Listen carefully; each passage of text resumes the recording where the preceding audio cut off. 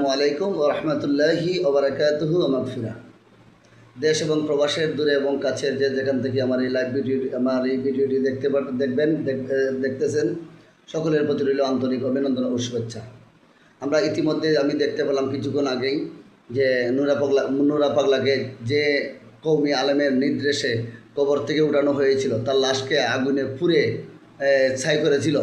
তাদেরকে 3 জনকে পুলিশ গ্রেপ্তার করেছে। আমি ওই পুলিশ ভাইদেরকে আমি জানাই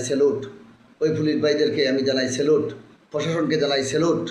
দেশের যারা নেতৃত্ব দিচ্ছেন বর্তমানে, তাদের প্রতি আমার স্যালুট। কারণ আমরা আলহামদুলিল্লাহ আমরা অনেক হৃদয় থেকে খুশি হয়েছি। আপনাদের প্রতি দোয়া এবং ভালোবাসা রইল।